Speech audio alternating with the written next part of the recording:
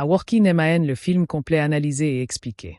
Le film A Working Man trouve son origine dans l'univers littéraire de Chuck Dixon, plus précisément dans son roman A Levon Estrade, à vigilante justice thriller.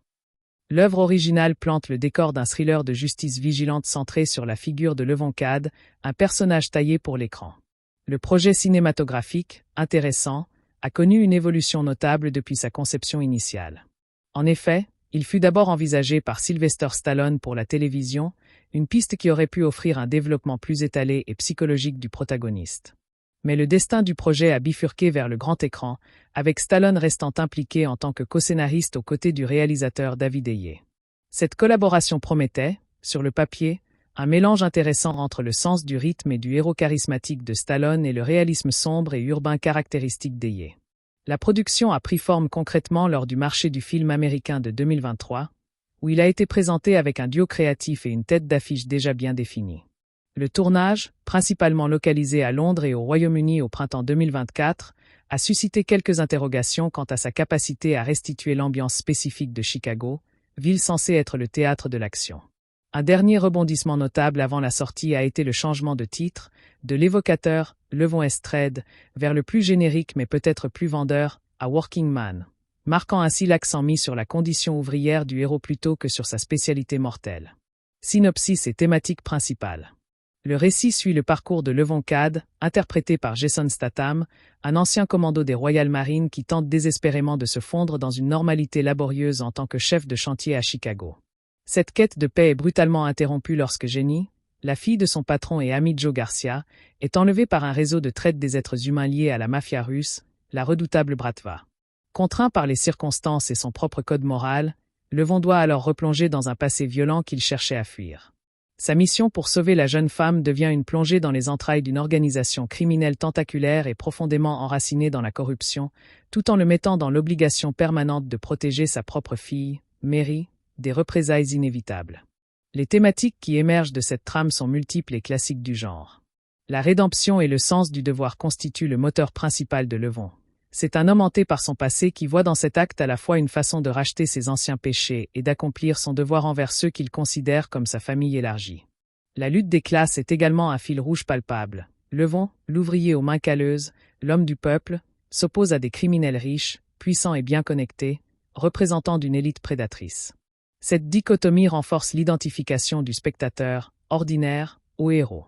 Enfin, le film explore la violence comme langage ultime dans un monde où les institutions censées incarner la justice sont défaillantes, corrompues ou simplement dépassées. Levon devient ainsi l'instrument d'une justice primitive mais perçue comme nécessaire. Analyse des personnages et du casting, Levon Cade. Jason Statham incarne Levon Cade avec une assurance qui frise l'automatisme. Le personnage est l'archétype parfait du Statham Movie. Un homme taiseux, d'une efficacité redoutable, physiquement implacable et doté d'un passé militaire qui justifie ses compétences hors normes. Statham ne surprend pas dans le rôle, mais il le maîtrise avec une précision d'horloger. On peut toutefois noter, par moments, une certaine douceur inattendue dans son jeu, particulièrement dans les scènes où il interagit avec sa fille Mary. Cette nuance, bien que ténue, tente d'humaniser le justicier de béton et d'ajouter une dimension paternelle à sa motivation. Cela reste cependant dans le registre attendu. La carapace se fendit à peine pour laisser entrevoir l'homme vulnérable avant de se refermer aussitôt au moment de passer à l'action. Le personnage fonctionne donc comme une icône plus que comme une étude psychologique complexe, ce qui est sans doute ce que le public cible vient chercher. Analyse des personnages et du casting, Gunny Leferty. Face à Statham, la performance de David Harbour dans le rôle de Gunny Leferty, un ancien Marine Raider devenu aveugle, apporte une bouffée d'air frais et de texture au film. Leferty est le mentor et l'ami de Levon, celui qui maintient le lien avec leur passé commun tout en incarnant une forme de sagesse fatiguée. Harbour joue avec une intensité tranquille, utilisant sa cécité non comme un handicap gimique mais comme une caractéristique qui aiguise ses autres sens, notamment son intuition et sa compréhension des situations. Son personnage sert de point d'ancrage moral et tactique pour Levon, une conscience extérieure qui le guide sans le juger. La relation entre les deux hommes, bien que trop peu explorée en profondeur, est crédible et porteuse d'une lourde histoire partagée. Harbour réussit à voler quelques scènes à Statham simplement par la force de sa présence et l'humanité qu'il insuffle à son rôle, ce qui en fait l'un des éléments les plus mémorables du film. Analyse des personnages et du casting, les figures environnantes. Les autres personnages orbitent autour de Levon avec des degrés variables de succès. Michael Peña, en Joe Garcia, le patron et ami désespéré, remplit sa fonction de catalyseur émotionnel de l'intrigue avec conviction, même si le rôle reste conventionnel et lui offre peu d'espace pour se démarquer. Il incarne la panique impuissante et la détresse paternelle qui lance Levon dans sa quête. En face, l'antagoniste principal, Simon Karchenko, joué par Andrzej Kamaski, souffre d'un manque criant d'originalité. Représentant stéréotypé de la mafia russe, sa motivation se résume souvent à une vengeance primitive suite à la mort de ses fils, ce qui le place dans la longue lignée des méchants de cinéma d'action motivés par des raisons personnelles et familiales. Le personnage manque de nuances et de profondeur, fonctionnant davantage comme un obstacle physique et narratif que comme une véritable menace intellectuelle ou morale. Quant à Jenny Garcia, interprétée par Ariana Riva, elle divise. Certains spectateurs la trouvent maladroitement écrite ou interprétée, la jugeant parfois insupportable, tandis que d'autres peuvent voir dans sa trajectoire une tentative, certes modeste, d'émancipation et de bravoure face à l'horreur. L'ensemble du casting secondaire, notamment les sbires et autres figures du crime, peine à sortir du cadre de la caricature, ce qui contribue à l'impression d'un monde manichéen où le bien et le mal sont clairement délimités. Réalisation et style cinématographique, la patte de David Ayer. La réalisation de David Ayer, connu pour des œuvres au réalisme brut et sombre comme Fury ou End of Watch, est ici mise au service d'un véhicule d'action plus conventionnel.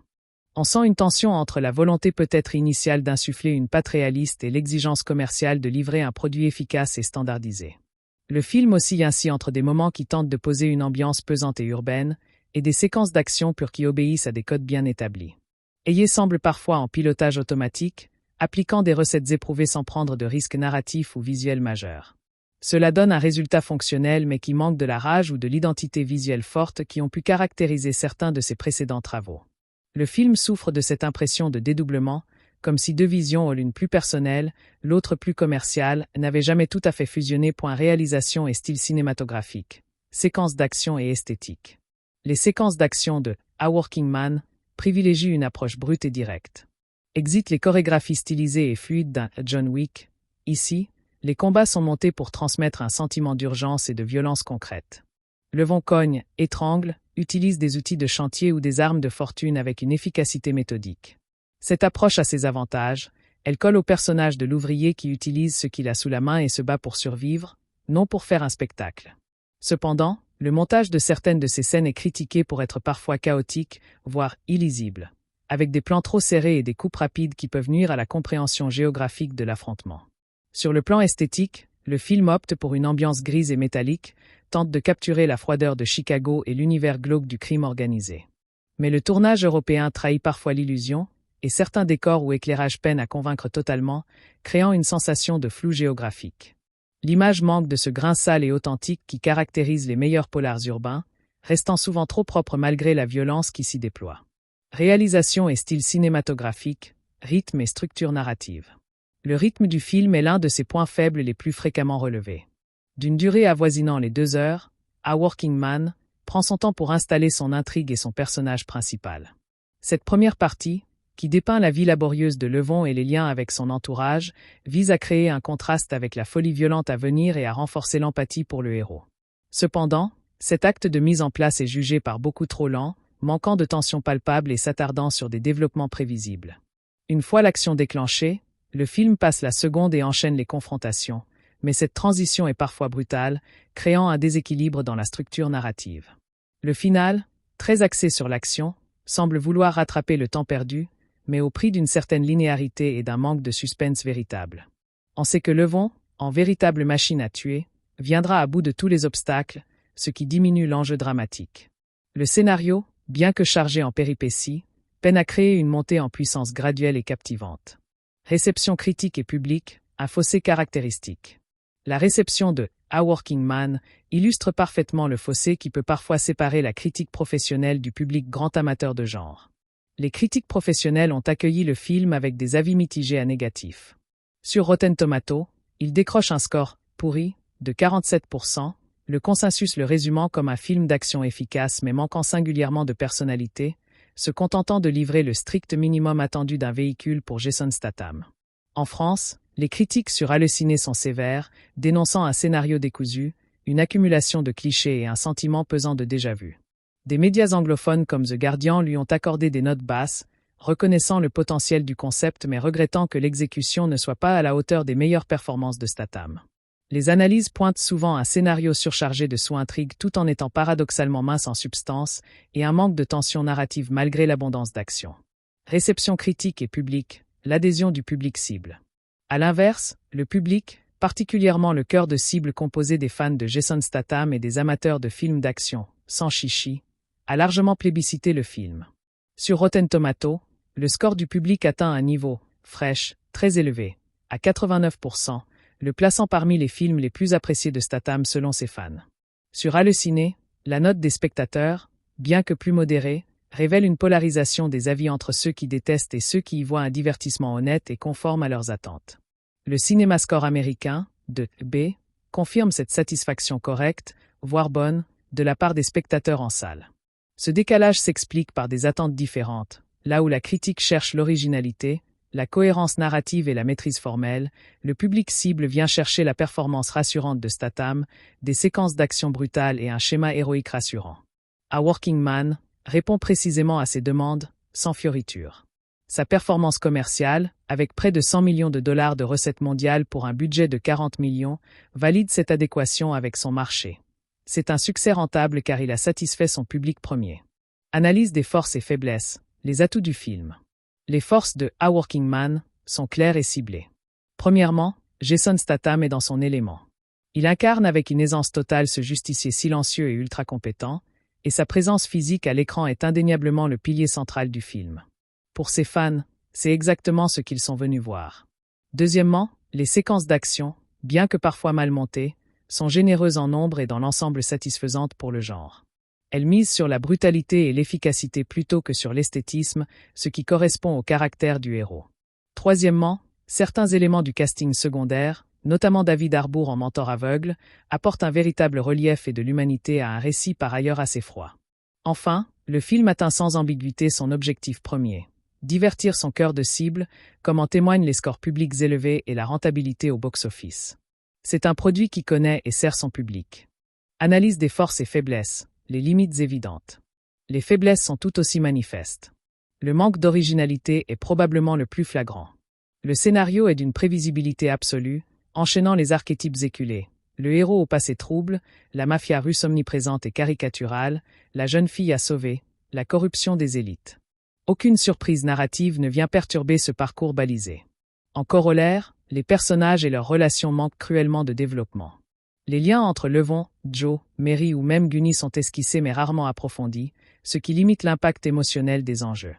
La réalisation de David Ayer est jugée inégale, parfois brouillonne, avec un sens géographique peu clair dans les scènes d'action et un rythme qui peine à maintenir l'intérêt sur la durée.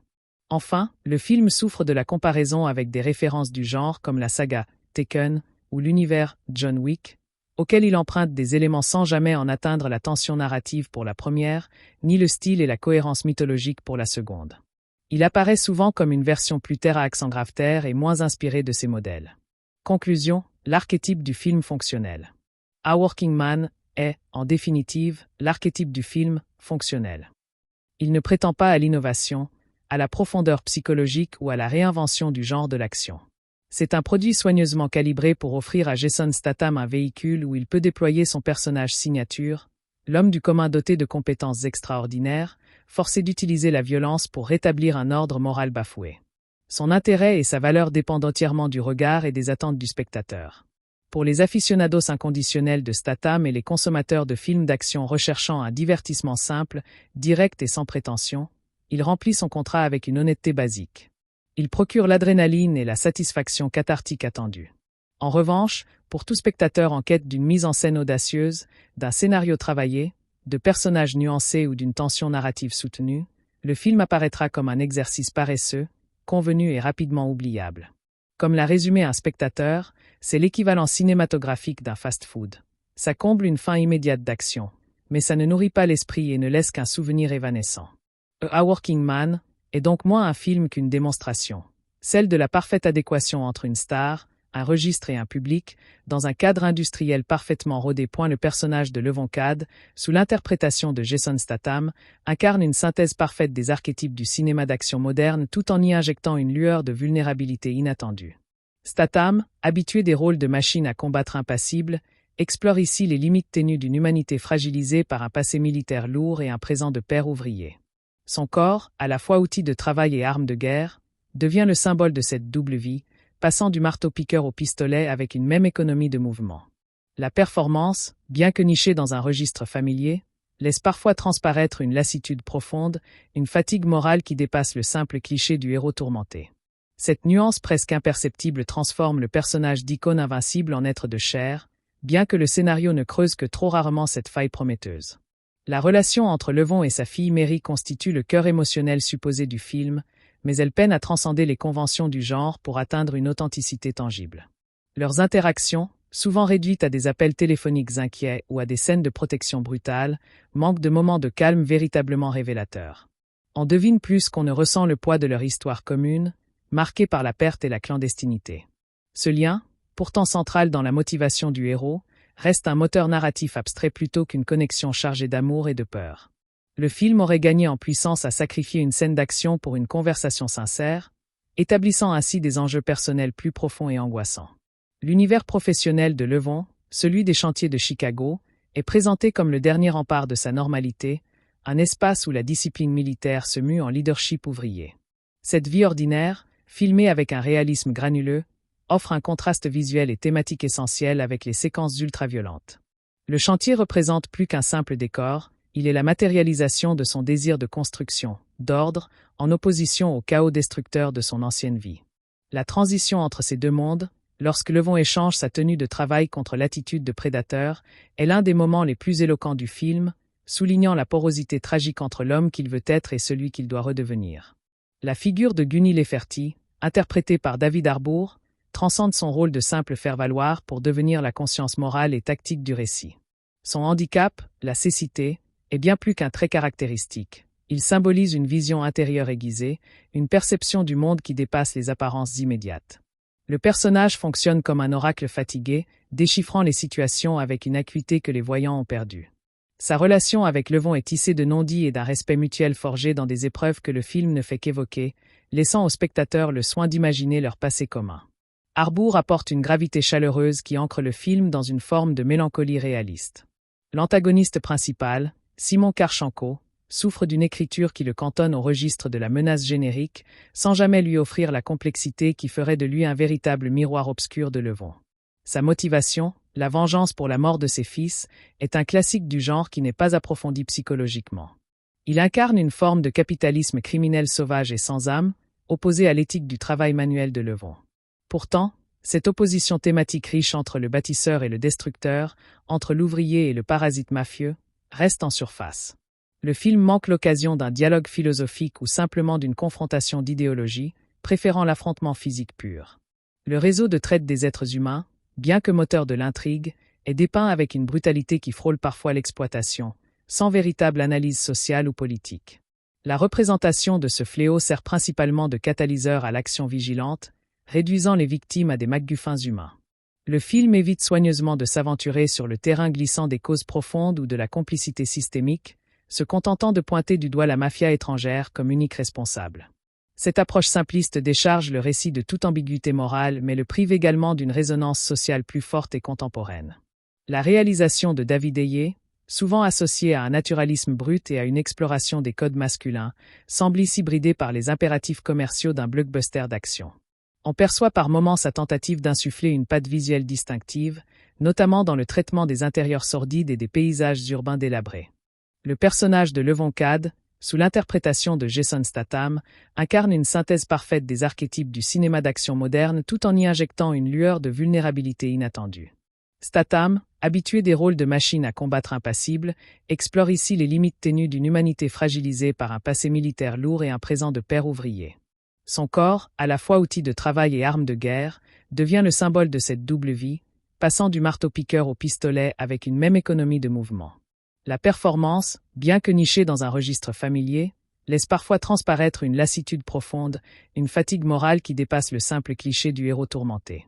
Cette nuance presque imperceptible transforme le personnage d'icône invincible en être de chair, bien que le scénario ne creuse que trop rarement cette faille prometteuse. La relation entre Levon et sa fille Mary constitue le cœur émotionnel supposé du film, mais elles peinent à transcender les conventions du genre pour atteindre une authenticité tangible. Leurs interactions, souvent réduites à des appels téléphoniques inquiets ou à des scènes de protection brutale, manquent de moments de calme véritablement révélateurs. On devine plus qu'on ne ressent le poids de leur histoire commune, marquée par la perte et la clandestinité.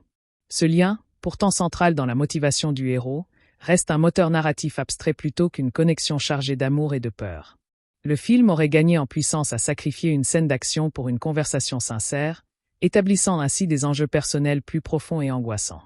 L'univers professionnel de Levon, celui des chantiers de Chicago, est présenté comme le dernier rempart de sa normalité, un espace où la discipline militaire se mue en leadership ouvrier. Cette vie ordinaire, filmée avec un réalisme granuleux, offre un contraste visuel et thématique essentiel avec les séquences ultra-violentes. Le chantier représente plus qu'un simple décor, il est la matérialisation de son désir de construction, d'ordre, en opposition au chaos destructeur de son ancienne vie. La transition entre ces deux mondes, lorsque Levon échange sa tenue de travail contre l'attitude de prédateur, est l'un des moments les plus éloquents du film, soulignant la porosité tragique entre l'homme qu'il veut être et celui qu'il doit redevenir. La figure de Gunny Leferty, interprétée par David Harbour, transcende son rôle de simple faire-valoir pour devenir la conscience morale et tactique du récit. Son handicap, la cécité, est bien plus qu'un trait caractéristique. Il symbolise une vision intérieure aiguisée, une perception du monde qui dépasse les apparences immédiates. Le personnage fonctionne comme un oracle fatigué, déchiffrant les situations avec une acuité que les voyants ont perdue. Sa relation avec Levon est tissée de non-dits et d'un respect mutuel forgé dans des épreuves que le film ne fait qu'évoquer, laissant au spectateur le soin d'imaginer leur passé commun. Harbour apporte une gravité chaleureuse qui ancre le film dans une forme de mélancolie réaliste. L'antagoniste principal, Simon Karchenko, souffre d'une écriture qui le cantonne au registre de la menace générique, sans jamais lui offrir la complexité qui ferait de lui un véritable miroir obscur de Levon. Sa motivation, la vengeance pour la mort de ses fils, est un classique du genre qui n'est pas approfondi psychologiquement. Il incarne une forme de capitalisme criminel sauvage et sans âme, opposée à l'éthique du travail manuel de Levon. Pourtant, cette opposition thématique riche entre le bâtisseur et le destructeur, entre l'ouvrier et le parasite mafieux, reste en surface. Le film manque l'occasion d'un dialogue philosophique ou simplement d'une confrontation d'idéologie, préférant l'affrontement physique pur. Le réseau de traite des êtres humains, bien que moteur de l'intrigue, est dépeint avec une brutalité qui frôle parfois l'exploitation, sans véritable analyse sociale ou politique. La représentation de ce fléau sert principalement de catalyseur à l'action vigilante, réduisant les victimes à des MacGuffins humains. Le film évite soigneusement de s'aventurer sur le terrain glissant des causes profondes ou de la complicité systémique, se contentant de pointer du doigt la mafia étrangère comme unique responsable. Cette approche simpliste décharge le récit de toute ambiguïté morale mais le prive également d'une résonance sociale plus forte et contemporaine.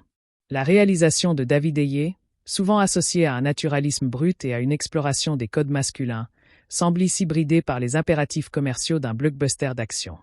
On perçoit par moments sa tentative d'insuffler une patte visuelle distinctive, notamment dans le traitement des intérieurs sordides et des paysages urbains délabrés. Cependant, la nécessité de livrer des séquences d'action claires et rythmées entre parfois en conflit avec son penchant pour le chaos réaliste. Le résultat est une esthétique hybride, tiraillée entre le désir de montrer la violence de manière crue et l'obligation de la rendre lisible et divertissante pour un large public. Et la photographie, dominée par des tons froids, gris et bleutés, cherche à créer une ambiance de désespoir et de froideur bureaucratique du crime. La lumière, souvent naturelle ou issue de sources pratiques comme les néons d'entrepôt, contribue à cette impression de réalisme glauque. Cependant, ce choix stylistique uniforme finit par estomper la progression dramatique, ne parvenant pas à marquer de différence visuelle flagrante entre les moments de calme relatif et les pics de tension.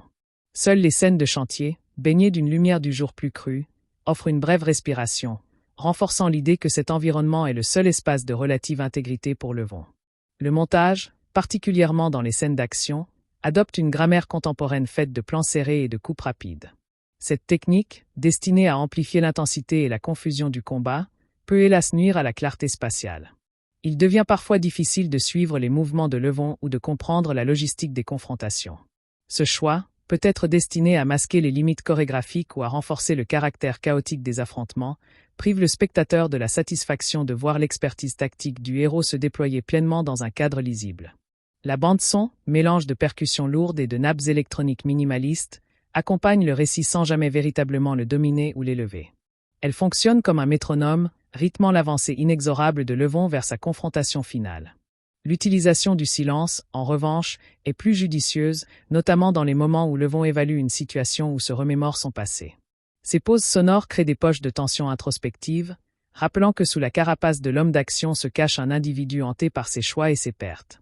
Le scénario, coécrit par Stallone et Ayer, montre les traces de ses origines télévisuelles potentielles dans sa structure épisodique. L'intrigue avance par séquences relativement autonomes, l'enlèvement, l'enquête, les premières escarmouches, la découverte de la trahison, l'assaut final. Chaque segment pourrait presque constituer un épisode, avec son propre climax mineur.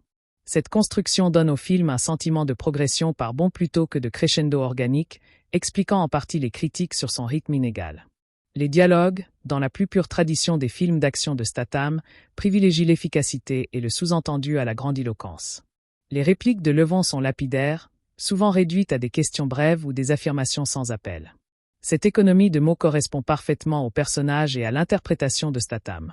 Là où le film pêche, c'est dans les échanges entre les personnages secondaires, parfois chargés d'expositions lourdes ou de clichés sur la famille et l'honneur, qui contrastent avec la sobriété générale. Le traitement de la ville de Chicago, bien qu'essentiel à l'identité du récit, souffre de son tournage principalement européen. Malgré les efforts de la reconstitution et des plans d'établissement, l'âme spécifique de la ville, ses contrastes sociaux et géographiques, ne transparaît pas avec force. Elle devient un décor générique de métropole américaine corrompue, interchangeable avec toute autre grande ville. Cette absence d'ancrage géographique fort affaiblit la dimension sociale du récit, qui prétend pourtant mettre en scène un héros issu de la classe ouvrière urbaine. La thématique de la rédemption est abordée de manière implicite plutôt qu'explicite, ce qui constitue à la fois une force et une faiblesse. Levon n'évoque jamais directement son besoin de rachat, mais ses actions parlent pour lui. Chaque geste protecteur, chaque sacrifice, semble être un paiement pour une dette ancienne envers son propre sens de l'honneur.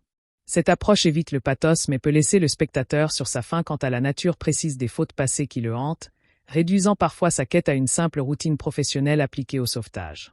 La violence, omniprésente, est dépeinte sans fioriture mais aussi sans véritable jubilation esthétique.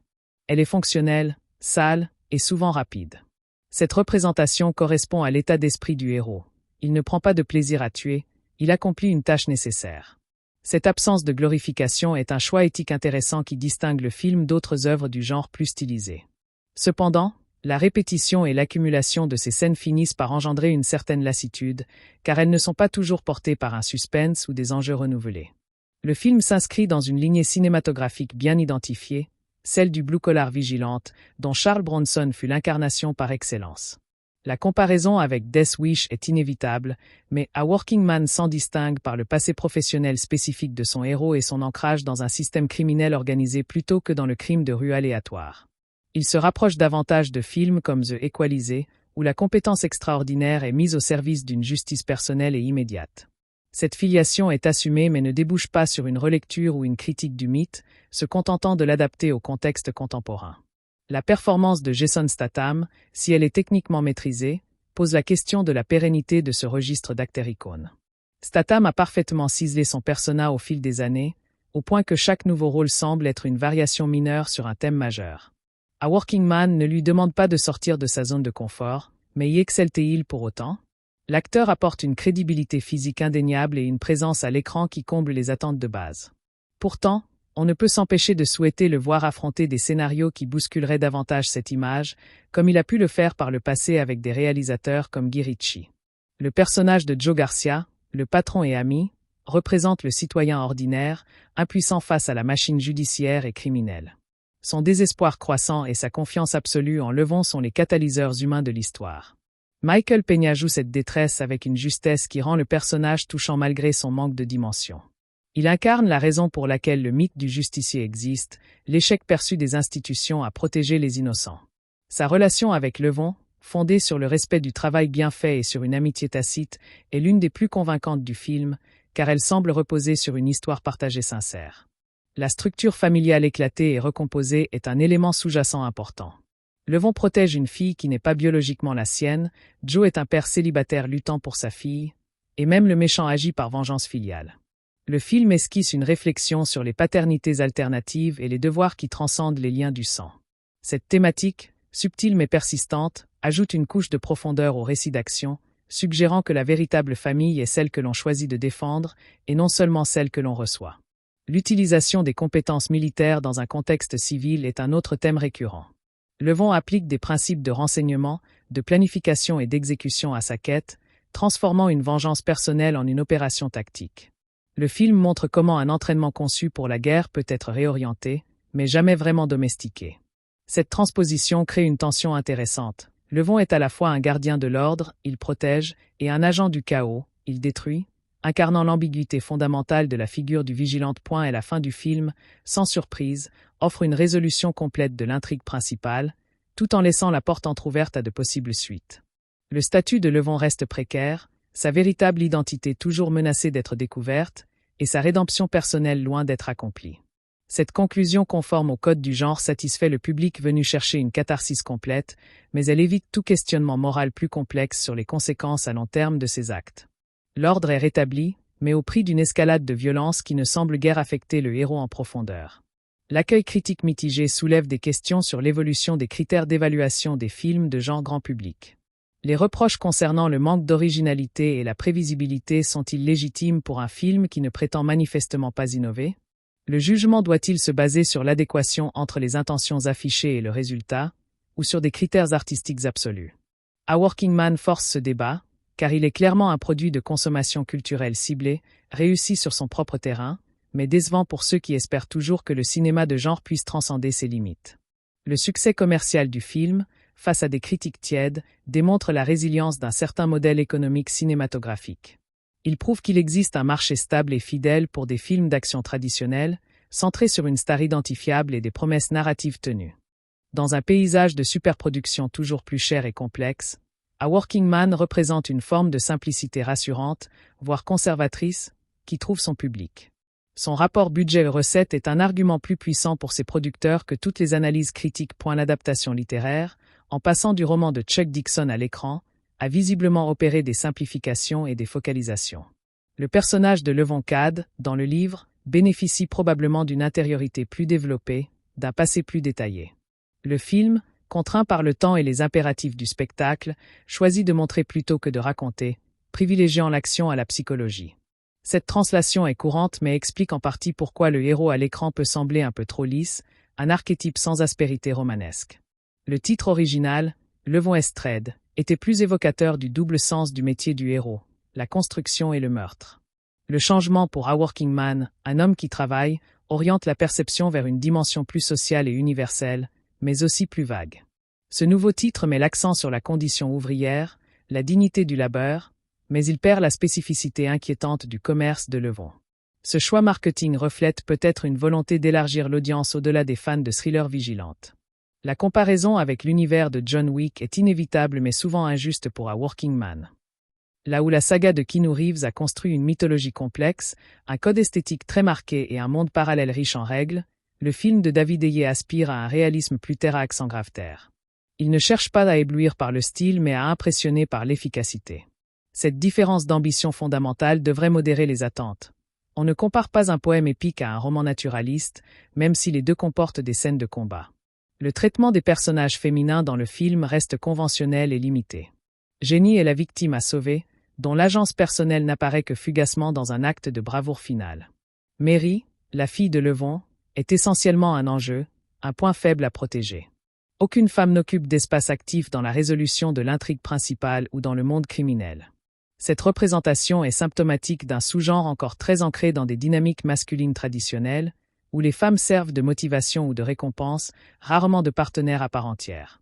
La chorégraphie des combats, bien que privilégiant le réalisme, emprunte certains codes aux arts martiaux, notamment dans l'utilisation de prises de soumission et de désarmement rapide. Statham, avec son bagage en plongée et en arts martiaux, apporte une crédibilité physique à ces séquences. Cependant, le montage rapide et le choix de plans très serrés empêchent souvent d'apprécier la technicité de ces mouvements. On ressent l'impact plus que l'on ne perçoit la précision, ce qui est peut-être l'effet recherché mais qui frustre les amateurs de chorégraphie plus lisible. L'exploration de la loyauté et de la trahison constitue un sous-texte intéressant. Levon est loyal à son patron, à sa fille, à son ancien frère d'armes Gunny. En face, le monde criminel est présenté comme un écosystème de trahison permanente où les alliances sont factices et les codes d'honneur inexistants. Cette opposition simpliste renforce le manichéisme du récit mais sert efficacement la catharsis du public. Le héros incarne des valeurs stables dans un monde mouvant et corrompu, offrant une forme de réconfort moral. La bande-annonce du film avait habilement mis en avant ses points forts, Statham en ouvrier, des explosions, des répliques coups de poing. Elle avait ainsi cristallisé des attentes précises que le long-métrage remplit scrupuleusement. Il n'y a pas de décalage entre la promesse marketing et le produit final, ce qui explique en partie la satisfaction du public cible. Le film ne prétend pas être autre chose que ce qu'il montre dans son trailer, adoptant une honnêteté commerciale qui peut être interprétée comme un manque d'ambition artistique. Le choix de distribuer le film via Amazon MGM Studios aux États-Unis et Warner Bros. À l'international reflète les nouvelles réalités du marché du cinéma, où les plateformes de streaming et les studios traditionnels cohabitent et collaborent. Cette double stratégie de sortie, à la fois en salle et rapidement disponible en streaming potentiel, cible à la fois les nostalgiques de l'expérience collective et les consommateurs de divertissement à domicile. A Working Man est donc aussi le produit d'une époque de transition pour l'industrie. La musique, composée par un habitué du genre, accompagne le film sans le définir. Les thèmes musicaux ne sont pas mémorables, à l'exception peut-être d'un motif grave et répétitif associé à la détermination de Levon. L'accent est mis sur les bruits diégétiques, le rugissement des machines sur le chantier, le crissement des pneus, le son sec des impacts. Cette approche renforce l'immersion réaliste mais participe aussi à l'impression que le film manque d'une dimension épique ou émotionnelle portée par la partition. Le design sonore des scènes d'action est particulièrement travaillé, avec une attention portée au poids des coups, au bruit spécifique des armes, aux respirations haletantes du héros. Ce souci du détail réaliste dans le son contraste parfois avec le flou visuel du montage, créant une expérience sensorielle dissonante. L'oreille perçoit la violence avec une clarté que l'œil ne suit pas toujours, ce qui peut générer une frustration mais aussi une forme d'immersion brute dans le chaos. Le personnage de Levon Cad pourrait être perçu comme une allégorie de la classe ouvrière abandonnée, forcée de se faire justice elle-même face à des élites corrompues et un État défaillant. Bien que le film n'approfondisse pas cette lecture politique, elle est sous-jacente dans le contraste entre l'héroïsme pratique de l'ouvrier et l'impuissance des institutions. Cette dimension, si elle avait été creusée, aurait pu donner au film une résonance plus forte dans le contexte socio-économique contemporain. La répétition des motifs visuels, comme les plans sur les mains de Levon et manipulant des outils, serrant un volant, agrippant une arme, crée une ligne poétique subtile. Ces mains sont à la fois créatrices et destructrices, bienveillantes et mortelles. Ce leitmotiv non-verbal est l'une des trouvailles les plus fines du film, reliant les différentes facettes du personnage sans avoir besoin de dialogues explicatifs. Il rappelle que l'identité de Levon est d'abord dans l'action, dans le faire, et non dans la parole. Le film évite soigneusement les débats éthiques complexes sur la justice vigilante. Levon n'est jamais confronté à un personnage représentant la loi qui essaierait de le raisonner ou de l'arrêter, si ce n'est sous forme de corrompu. Cette absence de contrepoint moral simplifie le récit et préserve la pureté cathartique de la vengeance, mais elle prive aussi le film d'une tension dialectique qui aurait pu l'enrichir. On est dans un monde où la fin justifie clairement les moyens, sans zone grise. L'économie narrative du film est remarquable dans sa gestion du passé du héros. Celui-ci n'est dévoilé que par fragments, à travers des flashbacks brefs et des allusions dans les dialogues avec Gunny. Cette ellipse force le spectateur à combler les blancs avec son imagination, engageant ainsi une participation active. Cependant, cette technique, si elle crée du mystère, peut aussi laisser un sentiment d'insatisfaction, car les enjeux émotionnels liés à ce passé restent finalement assez abstraits. La performance physique de Jason Statham reste impressionnante, démontrant un engagement total dans les scènes les plus exigeantes. À un âge où beaucoup d'acteurs d'action commencent à déléguer, Statham continue de montrer une agilité et une présence qui légitiment son statut. Cette authenticité physique est un atout majeur pour le film, car elle rend crédible la capacité d'un homme seul à affronter des dizaines d'adversaires. Elle constitue le socle de la suspension d'incrédulité nécessaire au genre. Le film représente un retour aux sources pour David Ayer après des projets plus ambitieux et contestés. Se replonger dans un genre policier et d'action urbain semble être pour lui un terrain familier, une zone de confort. On y retrouve sa fascination pour les codes masculins, la loyauté mise à l'épreuve, et l'esthétique des bas-fonds. Pourtant, comparé à un Fury ou un End of Watch, A Working Man manque de cette étincelle de vérité crue qui caractérisait ses œuvres les plus personnelles. Et la post-production, notamment le travail sur la couleur, a uniformisé l'image dans une gamme de tons froids qui évoque l'acier et le béton. Ce choix, cohérent avec l'univers du film, contribue à une atmosphère générale de dureté et d'impersonnalité. Cependant, il aplatit aussi la diversité des lieux et des moments, ne permettant pas à la photographie de jouer un rôle plus actif dans la narration émotionnelle. La palette reste monolithique du début à la fin. Le scénario introduit un élément de corruption politique locale, reliant la mafia russe à des figures municipales. Cette intrigue secondaire, bien que prévisible, ajoute une couche de cynisme et explique l'impuissance des canaux officiels. Elle renforce l'idée que Levon ne combat pas seulement des gangsters, mais un système entier pourri. Malheureusement, cette piste est traitée de manière trop expéditive, les politiciens corrompus étant des figurants sans épaisseur, de simples pantins pour accentuer la noirceur du monde. Le personnage de Levon est construit sur un paradoxe. Il utilise une violence extrême pour protéger une normalité pacifique dont il est lui-même exclu par nature. Il se bat pour un idéal de vie qu'il ne pourra probablement jamais vivre pleinement, car son propre passé et ses méthodes le condamnent à la marginalité. Cette tragédie personnelle est palpable dans le regard de Statham lors des derniers plans, où il observe de loin la famille qu'il a sauvée, sans pouvoir s'y intégrer. C'est la note la plus mélancolique et la plus réussie du film. Les critiques de Déjà Vu sont incontestables d'un point de vue scénaristique, mais elles omettent parfois de considérer la dimension rituelle de ce type de film. Pour son public, la valeur réside en partie dans la répétition de schémas rassurants, dans la certitude que le héros triomphera par la compétence et la volonté. A Working Man fonctionne comme un rituel cathartique où l'on exorcise les frustrations sociales et personnelles par procuration. Son manque d'originalité est, sous cet angle, une caractéristique fonctionnelle et non un défaut. Le film pose indirectement la question de l'usage des compétences militaires après le retour à la vie civile. Comment un EA forme-t-il des hommes à la violence extrême puis les abandonne à eux-mêmes, avec ce savoir-faire dangereux? Levon est le symptôme d'un échec de la réintégration, un vétéran dont le seul moyen de retrouver un sens à son existence est de redevenir un soldat, mais dans une guerre privée. Cette thématique, bien que largement implicite, donne une épaisseur sociale au personnage au-delà du simple archétype du dur. La production a fait le choix de ne pas surcharger le film d'effets numériques visibles, privilégiant les cascades et les effets pratiques dans la mesure du possible. Cette décision se ressent à l'écran et confère une matérialité satisfaisante aux impacts et aux explosions. Dans un paysage cinématographique dominé par l'imaginaire numérique, cette tangibilité old school est appréciable et correspond à l'étau du personnage principal, homme de terrain et d'action concrète. La relation entre Levon et Gunny est l'une des seules à échapper aux clichés grâce à la chimie entre Statham et Harbour. Leurs scènes ensemble, souvent dans le sous-sol sobre qui sert de repère à Gunny, respirent une camaraderie usée mais indéfectible. Ils communiquent par sous-entendu, par silences éloquents et par un humour noir très militaire. Ces moments, trop rares, sont les plus riches en sous-texte et montrent ce que le film aurait pu être avec un peu plus de confiance dans la force de ses dialogues et de ses relations. Le film tente, sans y parvenir complètement, d'établir un parallèle entre le travail de construction et le travail de destruction. Levon est un expert dans les deux domaines, qui requièrent planification, force et précision. Cette dualité est le noyau philosophique du personnage, l'homme est capable de créer et d'anéantir avec la même application. Le scénario aurait pu pousser cette idée plus loin, peut-être en montrant comment les compétences apprises sur un chantier inspirent ses tactiques de combat, ou inversement.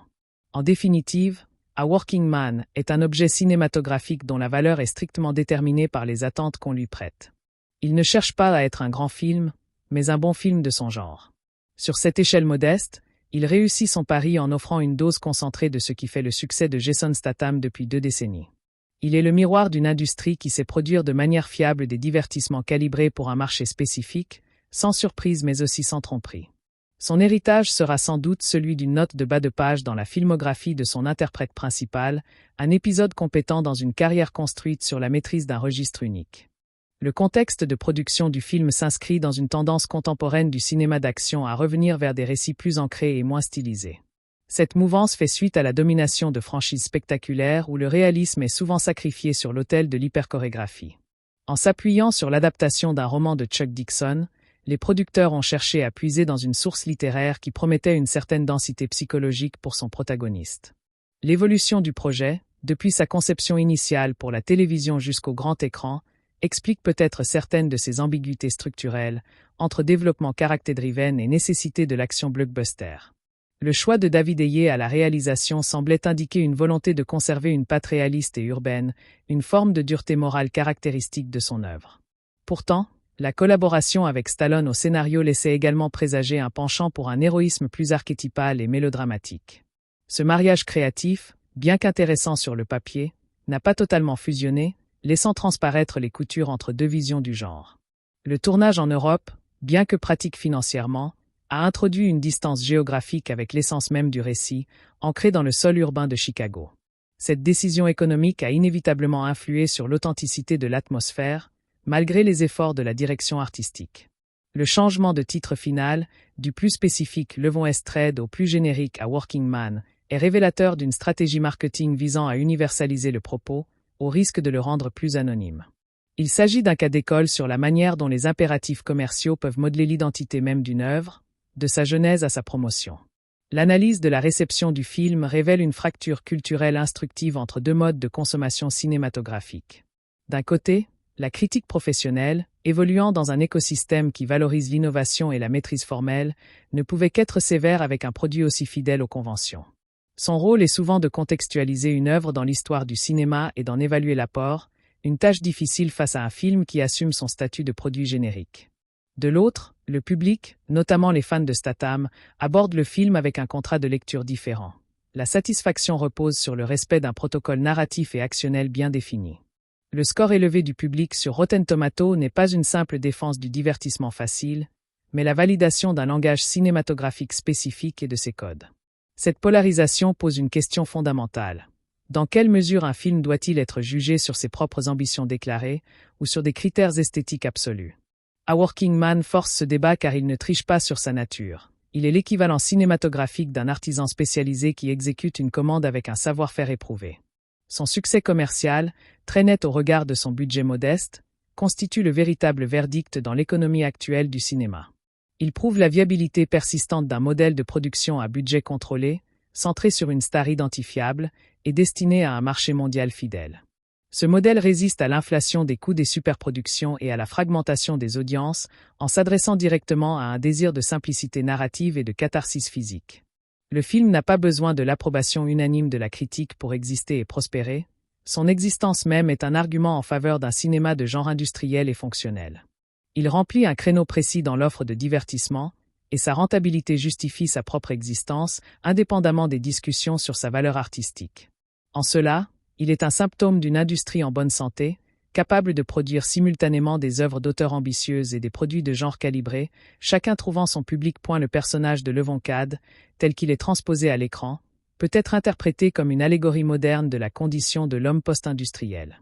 Issu d'une classe ouvrière dont la valeur est basée sur le travail manuel et la compétence concrète, il se retrouve déplacé dans une économie où le pouvoir véritable appartient à des réseaux criminels globalisés et abstraits. Son chantier est un espace d'ordre et de création tangible, un dernier bastion de sens face au chaos moral ambiant. Lorsqu'il passe à l'action, il n'utilise pas de gadgets high-tech ou de ressources illimitées, mais son corps, son intelligence tactique et des outils simples, prolongeant ainsi son étau d'ouvrier dans son combat. Cette matérialité du héros le distingue des surhommes stylisés d'autres franchises et crée un pont d'identification fort avec un public qui se reconnaît dans l'effort et le savoir-faire. Sa violence elle-même est présentée comme un travail, méthodique, épuisante, et nécessitant une forme de sueur et de persévérance. Il ne triomphe pas par magie ou par destin, mais par l'application opiniâtre de compétences acquises par l'expérience et la souffrance.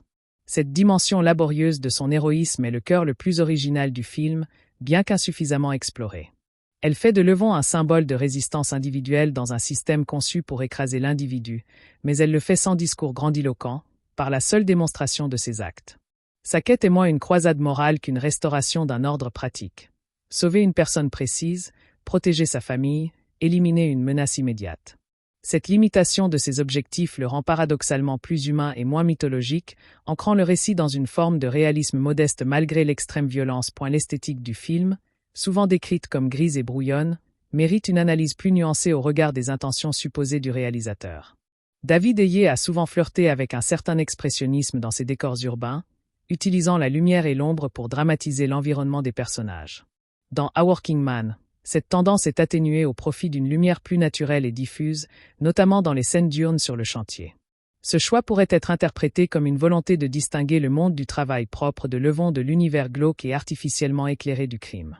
Les intérieurs des repères mafieux, baignés de néons bleutés ou de lumière chaude et étouffante, créent une ambiance de piège psychologique et de décadence. Le montage chaotique des scènes d'action, s'il nuit à la clarté, pourrait également être vu comme une tentative de traduire le point de vue sensoriel du héros, submergé par les adversaires et obligé de réagir par instinct plus que par plan préétabli. Cette approche, si elle est consciente, chercherait à communiquer le stress et la confusion du combat réel, loin de la précision chorégraphiée d'un ballet. Cependant, le film ne parvient pas à trancher clairement entre cette ambition de réalisme brut et les exigences d'un spectacle action lisible, créant une tension stylistique qui n'aboutit pas à une synthèse satisfaisante. La photographie, bien que techniquement compétente, manque d'une image signature, d'un plan ou d'une séquence dont la beauté ou la puissance visuelle marquerait les mémoires. Elle reste au service d'un récit qu'elle illustre plus qu'elle ne l'élève, ce qui correspond au projet global du film mais limite son impact artistique. La bande-son et le design sonore jouent un rôle crucial dans la construction de l'univers du film, peut-être plus que sa musique originale. Le vacarme assourdissant du chantier en ouverture n'est pas seulement réaliste, il établit d'emblée le territoire sonore du héros, un monde de bruit industriel, d'efforts et de machinerie. En contraste, les silences tendus qui précèdent les affrontements, ou les bruits secs et isolés dans les entrepôts vides, créent une anxiété palpable. Le son des armes est particulièrement travaillé, lourd, sec, et dépourvu de la réverbération épique souvent utilisée dans le genre. Chaque coup de feu semble sale et dangereux, sans glorification. Les respirations de Levon, de plus en plus laborieuses au fil des combats, ajoutent une couche de fatigue physique très concrète, rappelant le coût corporel de sa quête. La musique, quant à elle, se fait discrète, utilisant souvent des drones basse fréquence pour créer une pression sourde plutôt que des mélodies héroïques. Cette approche minimaliste de la partition renforce l'ambiance de réalisme sombre et place l'accent sur la physicalité des événements. L'ensemble construit une expérience auditive cohérente avec le propos, un monde dur, matériel, où chaque action a un son brut et immédiat. C'est dans ce domaine que le film montre le plus de cohérence et de maîtrise, utilisant le son non comme un accompagnement mais comme un élément narratif à part entière pour immerger le spectateur dans le vécu sensoriel du protagoniste. La thématique de la famille, centrale dans le récit, est traitée à travers le prisme de la protection plutôt que de la chaleur affective. Levon est un père protecteur, non un père câlin. Sa paternité s'exprime par des actes de défense extrême et une présence vigilante. Sa relation avec Mary est fondée sur une promesse de sécurité absolue, promesse que son passé menace constamment. Cette dynamique reflète une conception de la masculinité où l'amour se prouve par le sacrifice et la capacité à éliminer les dangers, non par l'expression verbale ou la tendresse. La famille de Joe Garcia, plus traditionnelle et expressive, sert de contrepoint, montrant ce à quoi Levon aspire sans pouvoir tout à fait l'atteindre. Le film esquisse l'idée que la véritable famille peut être choisie, comme le montre le lien quasi filial entre Levon et Gunny, ou son dévouement pour la fille de son ami. Cependant, il ne creuse pas les implications émotionnelles de ces liens électifs, préférant les utiliser comme des moteurs narratifs simples. La menace contre la famille est le catalyseur universel de l'action, mais le film ne s'interroge jamais sur la durabilité d'un modèle familial constamment sous la menace de violences extérieures. Il présente la protection comme une fin en soi, sans envisager ce qui vient après le sauvetage, une fois que le père justicier a accompli sa mission sanglante. Cela maintient le récit dans un registre mythologique où le héros est défini par sa fonction de gardien, une fonction qui le condamne à rester en périphérie de la vie normale qu'il défend. Le traitement des antagonistes et du monde criminel est l'un des points où le film se montre le plus conventionnel et le moins imaginatif. La mafia russe est dépeinte comme une entité monolithique, corrompue et sadique, sans aucune nuance ou perspective interne. Ses membres sont des caricatures de brutalité et d'arrogance, parlant souvent avec des accents stéréotypés et affichant un mépris de classe envers le héros ouvrier. Cette représentation simpliste sert efficacement la fonction cathartique du film. Elle offre des cibles clairement identifiables et moralement repoussantes que le public peut haïr sans réserve. Cependant, elle prive le conflit de toute complexité et réduit la confrontation à un duel entre le bien incarné et le mal absolu. L'organisation elle-même semble fonctionner sans logique économique ou sociale crédible, existant uniquement pour fournir des adversaires à Levon. Le manque de profondeur des méchants rejaillit sur le héros lui-même, en ne lui opposant que des obstacles unidimensionnels, le film ne le pousse jamais à se remettre en question ou à affronter des dilemmes moraux équivoques. Son chemin est droit, semé seulement d'embûches physiques. Cette absence d'ambiguïté morale peut être rassurante pour un public recherchant un divertissement simple, mais elle limite considérablement la portée narrative et intellectuelle de l'œuvre. Le film rate l'occasion d'explorer les racines socio-économiques du crime organisé ou les points de convergence troubles entre le monde des affaires légitimes et le crime, se contentant de la figure rassurante du méchant étranger corrompu. La performance de Jason Statham mérite une analyse au-delà de la simple constatation de sa maîtrise habituelle. Statham a développé au fil des ans un langage corporel extrêmement codifié, une posture toujours légèrement penchée en avant, prête à l'action. Un visage qui se ferme comme un poing lorsque la concentration ou la colère monte, une façon de se déplacer avec une économie de mouvement qui suggère une énergie contenue, prête à exploser. Dans A Working Man, il utilise ce vocabulaire avec une précision chirurgicale. Ce qui change, c'est peut-être le poids émotionnel qu'il arrive à faire porter à cette silhouette si familière. Dans les scènes avec sa fille, une certaine raideur dans ses gestes trahit non pas un manque de naturel, mais la difficulté d'un homme habitué à la violence à exprimer une douceur qu'il ressent pourtant profondément. Son regard, souvent fuyant dans les moments d'intimité, se fixe au contraire avec une intensité laser sur ses ennemis ou sur les indices de sa traque. Statham joue moins la psychologie du personnage que sa physiologie, un corps et un esprit conditionnés par la guerre, tentant maladroitement de s'adapter à la paix, et retrouvant avec une terrible aisance leur vocation première lorsque la menace apparaît. Il n'a pas besoin de monologue pour expliquer sa tragédie. Elle est inscrite dans la tension permanente de ses épaules, dans la manière dont il inspecte une pièce en y entrant, évaluant les issues et les dangers potentiels. Cette performance est essentiellement physique et comportementale, ce qui est parfaitement adapté à un film où l'action prime sur la parole. Elle démontre la maîtrise d'un acteur qui a fait de son persona un instrument narratif à part entière. Le rôle de David Harbour en Gunny Lafferty fonctionne comme le contrepoint essentiel à la performance physique de Statham. Si Levon est l'action, Gunny est la réflexion. Si Levon voit le monde en cible et en obstacle, Gunny le perçoit en son, en odeur et en vibration. Harbour incarne cette perception alternative avec une conviction remarquable. Il ne simule pas la cécité de manière théâtrale, mais l'intègre à une présence globale. Sa tête est légèrement penchée, comme pour mieux capter les sons, ses mains bougent peu, mais ses expressions faciales sont d'une grande vivacité. Il apporte au film une chaleur et un humour noir qui manquent cruellement ailleurs. Son personnage est un rappel constant du coût de la vie que mène Levon. Gunny en porte les séquelles physiques, mais aussi peut-être morales. Il est celui qui a survécu, mais à un prix, et qui observe maintenant les conséquences depuis une position de sage résigné. Sa relation avec Levon est exempte de sentimentalité, elle est fondée sur un respect mutuel et une compréhension tacite des choses indicibles qu'ils ont vécues ensemble. Harbour réussit à créer, avec un temps d'écran limité, un personnage qui semble avoir une existence bien au-delà des limites du récit. Il représente la mémoire et la conscience du héros, et sa présence seule ajoute des couches de sens à l'action qui se déroule point dans un film souvent accusé de superficialité. Gunny Lafferty est une poche de profondeur et d'humanité complexe. La structure narrative du film, avec son premier acte lent et ses deux derniers actes frénétiques, répond à une logique de contraste qui n'est pas sans mérite. La longue mise en place de la vie ouvrière de Levon n'a pas seulement pour but de créer de l'empathie. Elle établit un rythme de vie, une routine, une normalité contre laquelle la violence ultérieure va se détacher avec plus de force. Le problème réside peut-être dans l'exécution de ce premier acte, qui manque de tension dramatique interne. On y suit Levon dans des tâches quotidiennes, des interactions avec ses collègues, mais ces scènes manquent souvent du détail révélateur ou du sous-texte qui les rendrait vraiment captivantes. Elles informent, mais n'impliquent pas émotionnellement. Lorsque le kidnapping survient, la rupture est donc brutale, mais plus sur le plan événementiel que sur le plan émotionnel, car le film n'a pas suffisamment investi dans la peinture de la relation entre Levon et la famille Garcia. Une fois l'action lancée, le scénario adopte une structure quasi procédurale. Levon collecte des informations, affronte des sous-fifres, découvre un nouveau maillon de la chaîne, et recommence. Cette structure en escarmouches successives permet de multiplier les séquences d'action mais nuit à la construction d'un suspense graduel. Le spectateur sait que chaque confrontation mènera à la suivante, selon un schéma linéaire prévisible.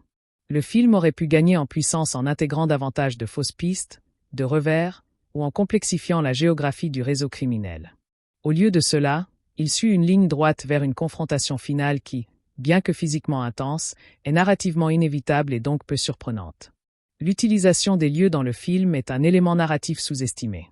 Le chantier n'est pas qu'un décor, c'est le royaume de Levon, un espace vertical et dangereux où il évolue avec une aisance absolue.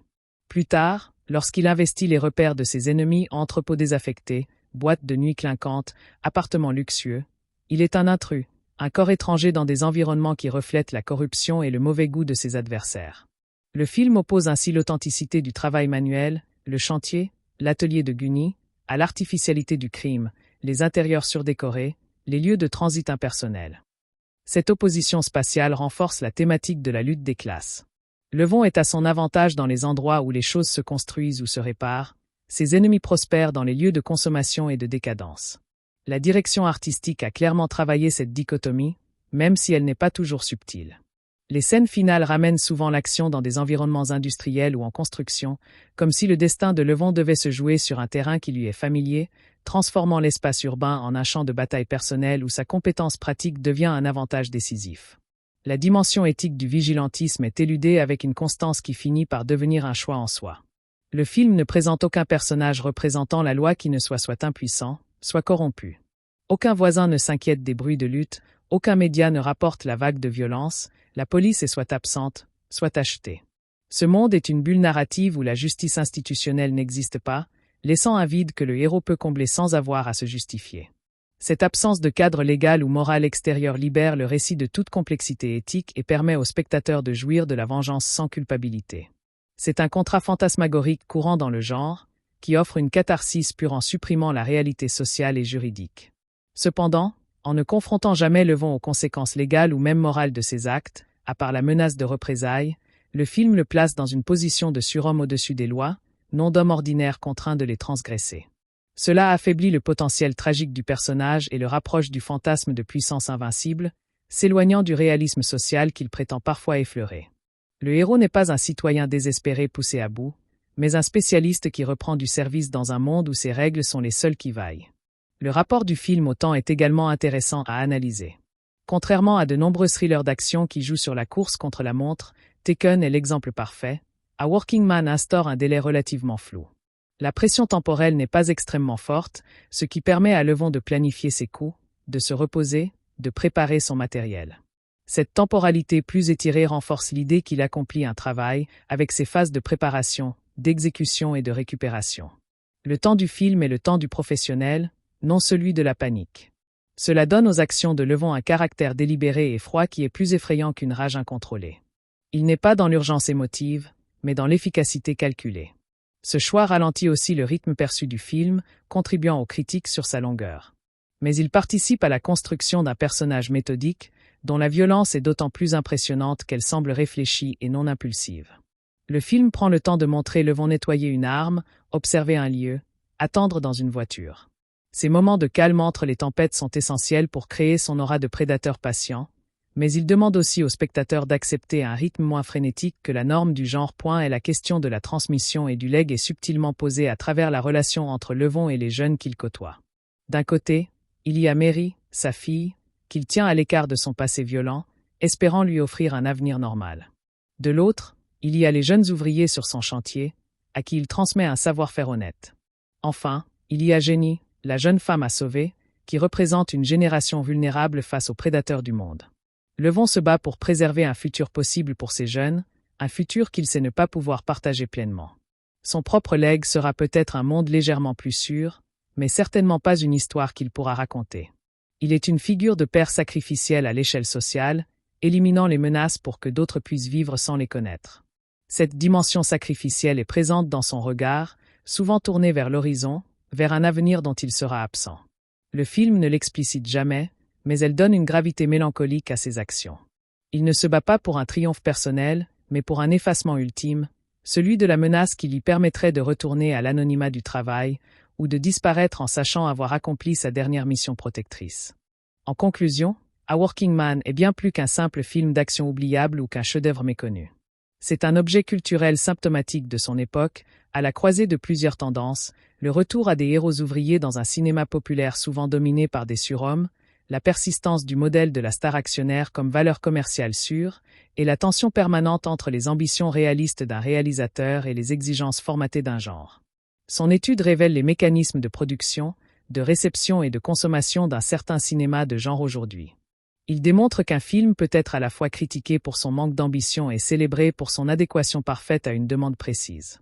Sa valeur réside peut-être moins dans ce qu'il est que dans ce qu'il représente, la preuve de la vitalité d'un cinéma populaire direct, qui assume sa fonction de divertissement ciblé sans prétendre à autre chose. Dans un paysage audiovisuel de plus en plus saturé et complexe, cette franchise a une vertu, elle ne trompe pas son monde. Pour ses adeptes, c'est une qualité suffisante, voire essentielle. Pour les autres, il restera un exercice de style familier, un écho lointain de récits plus forts et de personnages plus marquants. Il occupe ainsi sa place, modeste mais rentable, dans l'écosystème cinématographique contemporain. Le portrait de Levon IV dépasse l'archétype du simple justicier pour incarner une réflexion sur la fatigue de l'homme moderne, celle d'un individu dont l'expertise est à la fois sa dignité et sa malédiction. Statham insuffle à ce personnage une lassitude palpable qui n'est pas seulement physique, mais existentielle, comme si chaque mouvement était empreint du poids d'un passé qu'il ne peut révoquer. Cette fatigue devient un élément narratif à part entière, ralentissant ses gestes dans les moments de calme et les accélérant dans la violence avec une économie désespérée. Le héros n'est plus dans la force juvénile de l'action pure, mais dans l'endurance calculée de celui qui sait le prix exact de chaque effort.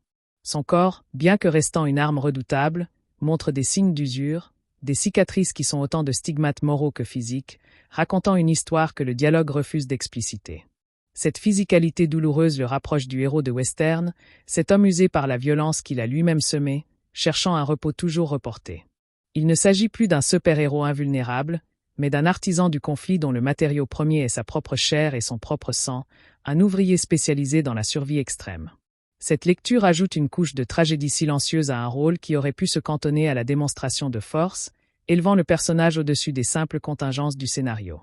La ville de Chicago, bien que mal restituée géographiquement, fonctionne comme un personnage à part entière à travers son absence même, devenue une présence fantomatique dans le récit. Elle n'est pas la mégalopole vivante et bruyante, mais plutôt une abstraction urbaine, une carte mentale de zones industrielles, d'entrepôts oubliés et de chantiers en suspens. Cette représentation épurée sert le propos. Elle est le terrain de jeu désincarné d'un conflit qui pourrait se dérouler dans n'importe quelle ville post-industrielle du monde occidental. Les rares plans larges sur les gratte-ciel du centre semblent lointains et indifférents, soulignant l'isolement de Levon dans les marges de la ville, là où la loi se fait discrète et où le travail manuel persiste. Cette géographie floue, souvent critiquée, peut être interprétée comme une métaphore de la délocalisation du héros lui-même, déraciné de son passé et de son identité, évoluant dans un non-lieu permanent. L'espace urbain devient alors un labyrinthe de béton et d'acier où se joue une chasse primitive, réduisant la métropole moderne à son essence la plus basique, un refuge, un piège, un champ de bataille. Cette approche minimaliste de la ville contraste avec le réalisme social cher à David Ayer, mais elle correspond peut-être à une vision plus intérieure, celle du héros qui ne perçoit son environnement qu'en termes tactiques et non civiques. La relation entre Levon et Gunny Lefferty constitue le seul véritable dialogue philosophique du film, une conversation continue entre l'action et la réflexion, entre la cécité physique et la clairvoyance morale. Leur lien ne repose pas sur l'affection démonstrative, mais sur une reconnaissance mutuelle de leurs blessures et de leur code d'honneur révolu. Gunny, dans son antre sombre, est l'oracle aveugle qui voit la vérité des situations, offrant à Levon non pas des solutions, mais des perspectives, lui rappelant constamment le coût humain de sa trajectoire. Il est la mémoire vive de leurs erreurs passées, un gardien des séquelles que Levon tente de fuir dans l'action immédiate. Leurs échanges, émaillés d'un humour militaire graveleux, sont chargés d'un sous-texte immense, chaque allusion à une mission passée, chaque silence éloquent, construit une mythologie partagée qui donne de la densité au présent. Gunny représente la possibilité d'une survie différente, non pas dans le reniement, mais dans l'acceptation lucide des conséquences, une sagesse résignée que Levon n'est pas encore prêt à embrasser. Cette dyade fonctionne comme le cœur secret du film, une cellule narrative où l'amitié masculine est dépouillée de tout sentimentalisme pour révéler une fidélité absolue, fondée sur le respect de la compétence et l'endurance de la douleur. Le traitement du temps dans la narration n'est pas linéaire de manière innocente. Il épouse la psychologie du héros, alternant entre des moments d'une lenteur contemplative presque étouffante et des explosions de violence chronométrées au millième de seconde. Le temps du chantier est un temps cyclique, répétitif, marqué par le rythme des machines et l'avancement progressif de la structure. Le temps de la traque, en revanche, est un temps élastique, tendu par l'attente, puis comprimé dans l'éclair de l'affrontement. Le film semble suggérer que Levon n'existe pleinement que dans ces deux extrêmes temporels. La lente construction et la destruction instantanée, deux facettes d'un même geste de contrôle sur son environnement. Les intermèdes, les temps morts de la vie normale, sont ceux où il paraît le plus mal à l'aise, comme un soldat en permission qui ne sait que faire de son corps au repos. Cette dichotomie temporelle est renforcée par le montage, qui use de plans longs et fixes pour les scènes de dialogue ou de préparation, puis bascule dans un montage assuré et nerveux dès que l'action éclate. Le temps n'est donc pas seulement un cadre. Il est un révélateur de l'identité fracturée du protagoniste, partagée entre l'homme qui bâtit dans la durée et le guerrier qui agit dans l'immédiateté de la crise. L'utilisation des objets et des outils est un langage cinématographique à part entière dans le film, où chaque artefact raconte une histoire de classe et de compétence. Les outils de chantier en marteau, clés, chalumeaux ne sont pas de simples accessoires.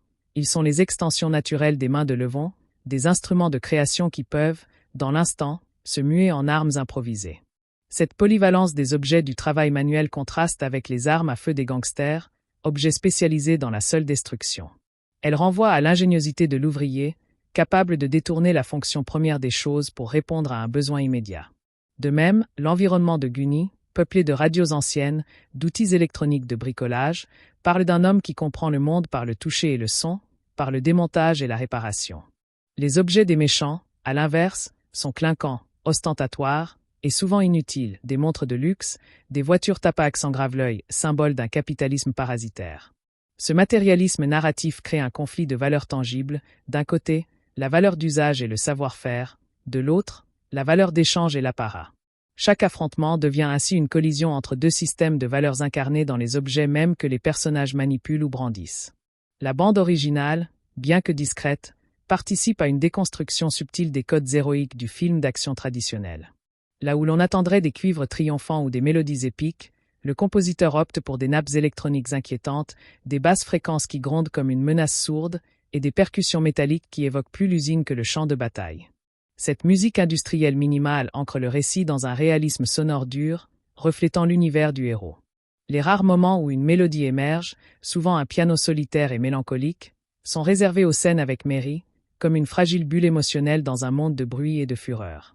Le silence, utilisé comme une arme dramatique, est tout aussi important. L'absence de musique dans les scènes de tension maximale force le spectateur à se concentrer sur les bruits diégétiques, une respiration, un craquement de parquet, le cliquetis d'une arme qu'on arme.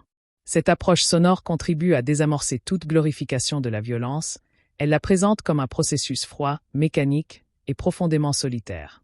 La bande-son ne célèbre pas le héros, elle l'accompagne comme le bourdonnement d'une machine, faisant de sa quête une opération industrielle de nettoyage plus qu'une épopée personnelle. La structure familiale dans le film est moins un refuge qu'un front, une ligne à défendre constamment contre les assauts du monde extérieur. La maison de Levon n'est pas un havre de paix, mais un bunker aux fenêtres blindées, un lieu où la vigilance ne peut jamais se relâcher. Sa relation avec sa fille est tissée de non-dits et de protocoles de sécurité, transformant la parentalité en une mission de protection permanente. Cette déformation de la cellule familiale par la menace est le prix à payer pour son passé, et le film montre avec une certaine tristesse comment l'intimité est sacrifiée sur l'autel de la sécurité. La famille de Joe Garcia, plus normale en apparence, est quant à elle violée et détruite par l'intrusion du crime, prouvant qu'aucune barrière n'est suffisante. Le film ne propose pas de modèle familial idéal. Il montre plutôt la famille comme une entité vulnérable, constamment assiégée, dont la défense justifie tous les excès. Cette vision pessimiste fait écho à une anxiété sociale plus large sur l'insécurité et la perte des sanctuaires privés. La quête de Levon n'est donc pas seulement de sauver une personne, mais de restaurer symboliquement l'inviolabilité du foyer, un idéal qui, le film le suggère, est peut-être déjà une illusion dans le monde moderne. Le scénario, souvent critiqué pour sa simplicité, opère en réalité un travail de condensation mythologique assez efficace. Il réduit le récit à ses éléments essentiels, une faute originelle, le passé de Levon, un appel à l'aventure, l'enlèvement, une série d'épreuves qualifiantes, les affrontements, et un retour impossible à l'état initial. Cette structure en arche, empruntée aux contes et aux mythes, est délibérée. Elle permet de raconter une histoire universelle où les détails réalistes importent moins que la progression symbolique du héros. Chaque adversaire vaincu représente un aspect du mal à abattre, la brutalité gratuite, la corruption, la trahison. Chaque allié rencontré, Gunny, un contact dans la police, offre une aide spécifique et incarne une vertu, la loyauté, le sacrifice. En se conformant à ce schéma, le film atteint une forme de pureté narrative qui parle directement à l'inconscient collectif, au-delà des imperfections de son exécution réaliste. Il ne cherche pas à surprendre par des retournements scénaristiques complexes, mais à satisfaire par la rigueur de son accomplissement rituel. Dans ce cadre, la prévisibilité n'est pas un bug, mais une feature. Le spectateur vient assister à la cérémonie bien réglée du triomphe du bien sur le mal, et toute déviation serait une trahison du contrat implicite. L'exploration de la masculinité dans le film est ambiguë, à la fois critique et célébratoire. D'un côté, le film présente une vision très traditionnelle de la virilité, la force physique, le silence stoïque, la capacité à protéger par la violence, l'honneur entre hommes de guerre. Levon incarne cet idéal à l'extrême, devenant une sorte de surhomme taciturne. D'un autre côté, le film montre les failles et les coûts de ce modèle, l'isolement émotionnel, l'impossibilité de communiquer, la réduction des relations humaines à des liens de loyauté fonctionnels, la destruction des foyers que l'on prétend défendre.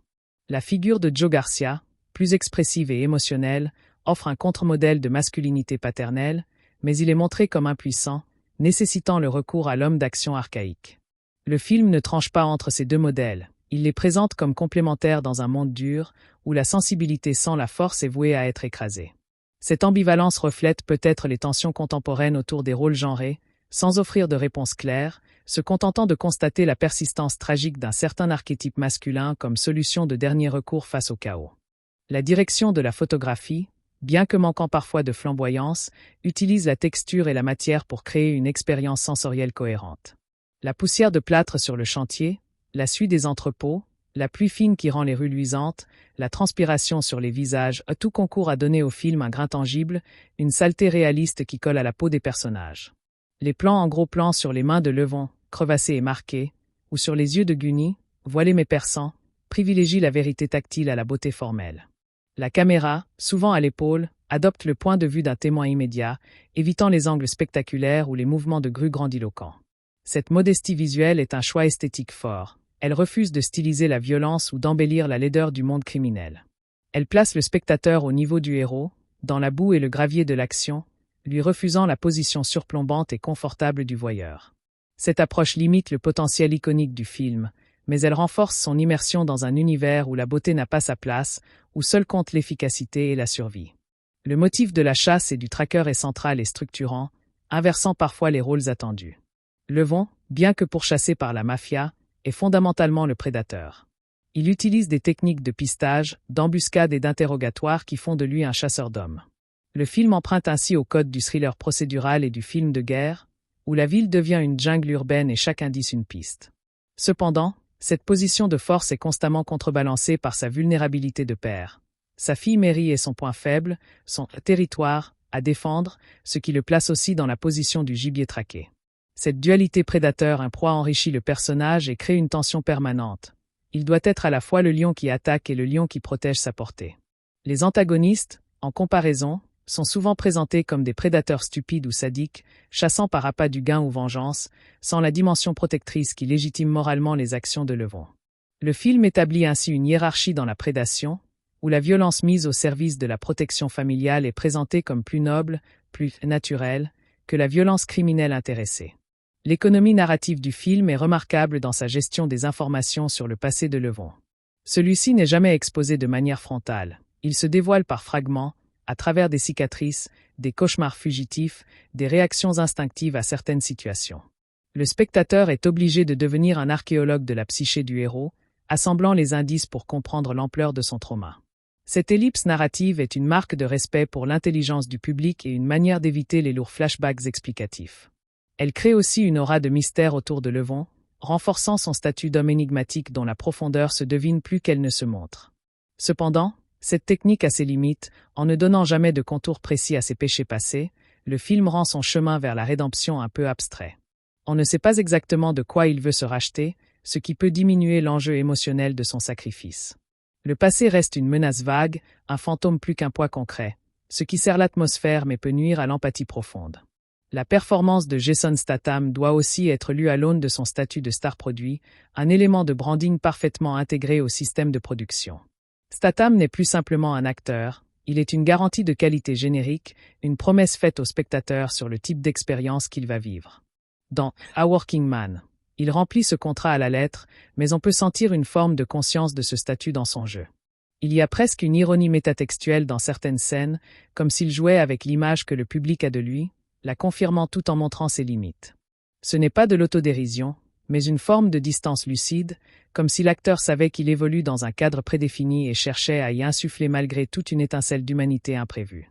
Cette lecture ajoute une couche supplémentaire au film, celle d'une réflexion sur la nature même de la star d'action en tant que produit de consommation, un héros standardisé que l'on attend au tournant avec une précision d'horloger.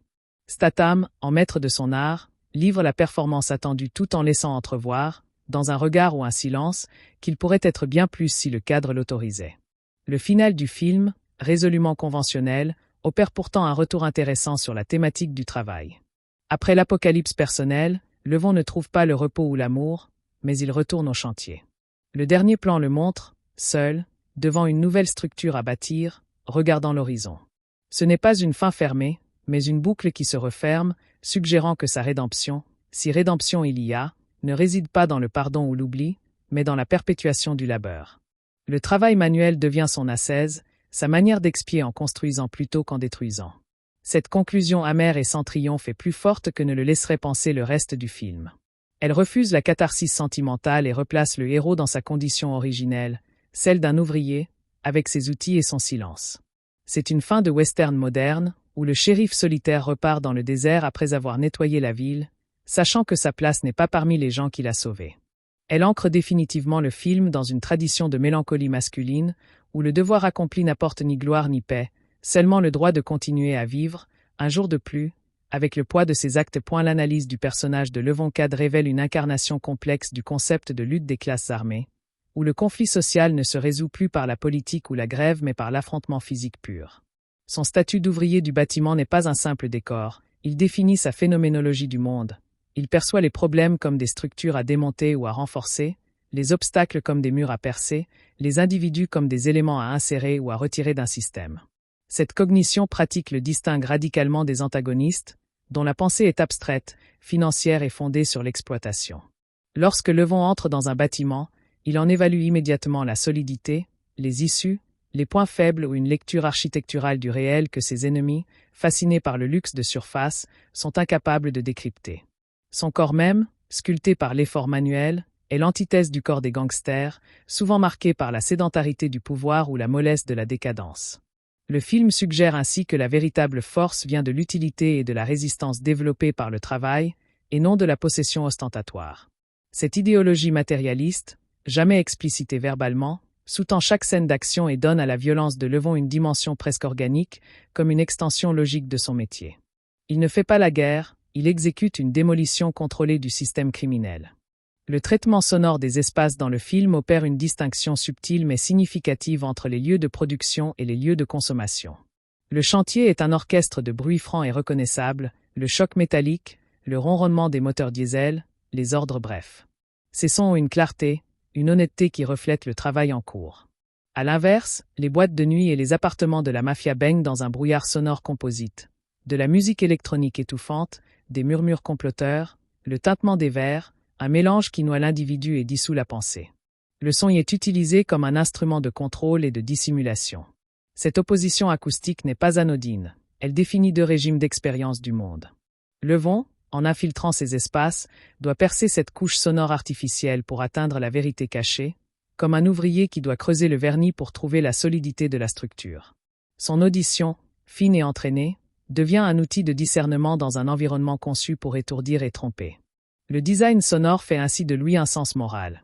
La clarté est du côté du travail et de la vérité, la cacophonie du côté du crime et du mensonge. La temporalité du deuil et de la vengeance structure le récit de manière plus profonde qu'il n'y paraît. L'enlèvement de génie réactive chez Levon un cycle de pertes et de réponses violentes qui semble être le mode fondamental de sa relation au monde. Chaque action qu'il entreprend n'est pas seulement pour sauver une personne, mais pour conjurer un fantôme plus ancien, peut-être celui d'autres personnes qu'il n'a pas pu protéger dans le passé. La vengeance qu'il exécute est ainsi à la fois immédiate et différée, personnelle et symbolique. Le film montre la vengeance non comme un élan passionnel, mais comme un processus méthodique, un travail de deuil par l'action. Chaque ennemi éliminé est une offrande aux morts non nommés qui hantent Levon. Cette mécanique donne une gravité presque rituelle à sa traque, la transformant en une cérémonie expiatoire où le sang versé est censé laver une dette ancienne. Le temps, dans cette optique, n'est pas linéaire, il est circulaire, ramenant sans cesse le héros à la scène originelle de l'échec et de la perte. La fin du film, en le renvoyant au travail, suggère que ce cycle n'est pas brisé, mais simplement suspendu, et que la prochaine menace réactivera la même machine infernale.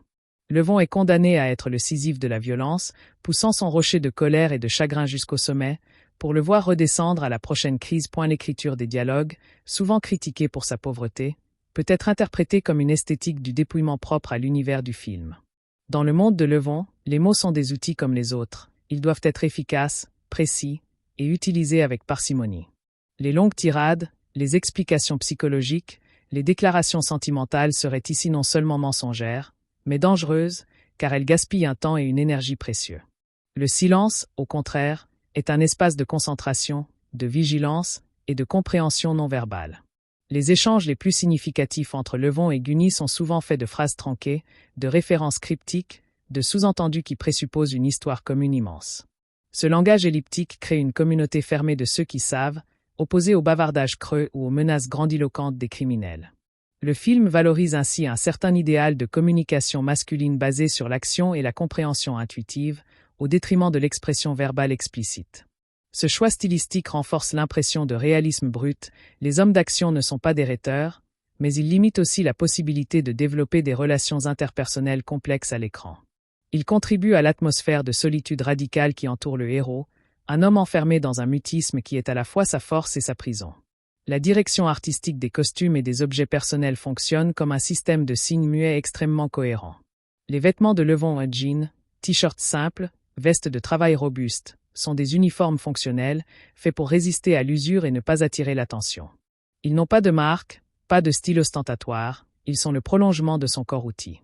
Ses chaussures, des bottes de chantier ou des baskets usées, sont choisis pour leur adhérence et leur silence potentiel. En contraste, les costumes des antagonistes vibrent d'une ostentation criarde, costumes de luxe mal ajustés, bijoux clinquants, montres qui ne sont pas faites pour indiquer leur mets pour afficher la richesse. Cette distinction vestimentaire n'est pas simplement esthétique, elle révèle une relation différente au monde matériel. Pour Levon, les objets sont des instruments, pour ses ennemis, ce sont des fétiches. De même, les véhicules reflètent cette opposition. Les pick-UPS et les fourgons utilitaires de Levon contre les berlines allemandes surbaissées et les SUV noirs des gangsters.